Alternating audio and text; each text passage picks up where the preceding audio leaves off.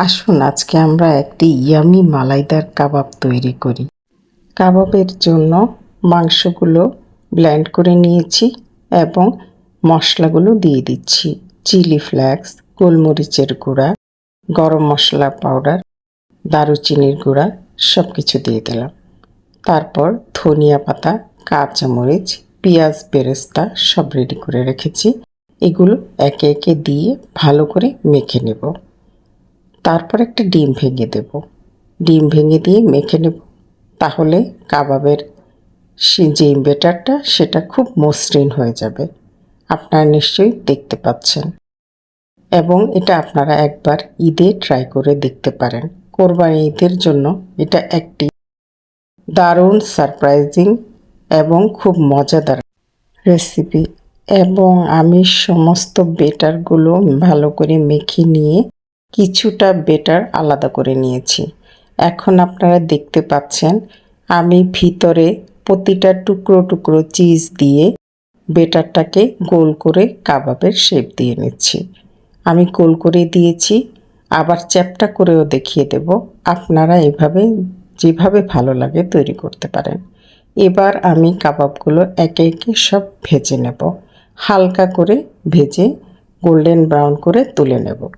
আমার এই চিজি মালাইদার কাবাবের রেসিপিটা যদি আপনাদের ভালো লাগে, লাইক, কমেন্ট, শেয়ার করতে ভুলবেন না এবং কোথা থেকে দেখছেন আমাকে অবশ্যই জানাবেন।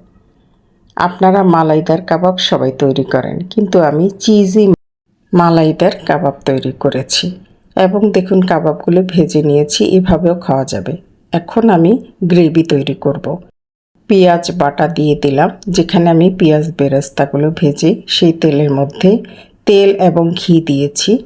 পেঁয়াজ বাটা দিয়ে তার মধ্যে আদা রসুনের পেস্ট একটু একটু দিয়ে দিয়েছি। দিয়ে ভালো করে কষিয়ে নেব। আদা রসুনের গন্ধটা যেন না থাকে। পেঁয়াজটা ভালো করে কষানো হলে মরিচের গুঁড়া দেব, জিরার গুঁড়া, ধনিয়ার গুঁড়া, গরম মশলা পাউডার একে একে সব দিয়ে দেব। পারলে একটু কাবাব মশলা দিবেন যদি আপনাদের কাছে থাকে, তাহলে রেসিপিটা অনেক বেশি ভালো লাগবে। আমি একে একে সব মশলাগুলো দিয়ে কষিয়ে নেব এবং এরপর একে একে গরম মশলাগুলো দিয়ে দেব। আপনারা দেখতে পাচ্ছেন দারুচিনি, এলাচ, কাবাব চিনি, গোলমরিচ, লং সব মশলা এবং একটি গোটা জয়ত্রী সব দিয়ে দিলাম। দিয়ে ভালো করে কষিয়ে নিলাম। এতে কাবাবের ফ্লেভারটা অনেক ভালো আসবে। আমি মশলাগুলো কাবাবের ভিতরেও দিয়েছি। এখানে আমি টক মিষ্টি দই দেব। দেখতে পাচ্ছেন আপনারা, এই টক মিষ্টি দইটা আমি ভালো করে ফেটে নেব। ভালো করে ফেটে তারপর দিয়ে দেব মশলার ভিতরে। তারপর একটু কষিয়ে নেব। বাদাম, বেরেস্তা, কিশমিশ এগুলো সব পেস্ট করে রেখেছি, সেটা 3 টেবিল চামচ দিয়ে দেব, কারণ গ্রেভিটা ঘন হওয়ার জন্য। দেখুন আমি বাদামের পেস্টটা দিয়ে দিলাম। এটাতে খুবই মালাইদার একটা টেস্ট আসবে। ভালো করে কষিয়ে নেব। আবার একটু লবণ দিয়ে দিলাম। আমি কাবাবের ভিতর লবণ দিয়েছি, এটা গ্রেভির জন্য দিলাম। এবং একটু হলুদের গুঁড়া দিয়ে দিলাম কালারটা সুন্দর আসার জন্য। দেখুন আমার গ্রেভিটা কতটা মালাইদার হয়েছে। এবং কাবাবগুলি একে একে সব দিয়ে দিলাম।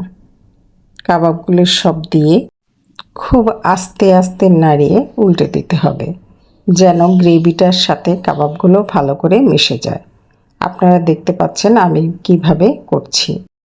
দেখুন আমার কাবাবটা কতটা মালাইদার এবং ইয়ামি দেখতে হয়েছে। 1 কাপ দুধ দিয়ে দেব ভালো করে কষিয়ে নেওয়ার জন্য কাবাবটাকে। দুধটা আমি আগেই জাল করে রেখেছি। দিয়ে ভালো করে নেড়ে চেড়ে আমি 10 মিনিট হতে দেব। দিয়ে ভালো করে কাঁচামরিচ এবং বেরেস্তা দিয়ে আমার মালাইদার চিজি কাবাবটা রেডি। উপরে কিছুটা ঘি ছিটিয়ে দিয়েছি। কতটা ইয়ামি এবং টেস্টি আমার মালাই কাবাবটা হয়েছে। এই চিজি মালাই কাবাবটা আপনারা একবার ঈদে ট্রাই করে দেখো। আমি আপনাদেরকে বাইট নিয়ে ভিতরে চিজটা কিভাবে মেল্টেড সেটা দেখিয়ে দিচ্ছি। এটা খেতে অসাধারণ হয়েছিল, সবাই খুব পছন্দ করেছে। আশা করি আবার কথা হবে নতুন কোনো মজাদার রেসিপি নিয়ে। সেই পর্যন্ত সবাই ভালো থাকবেন। আসসালাম।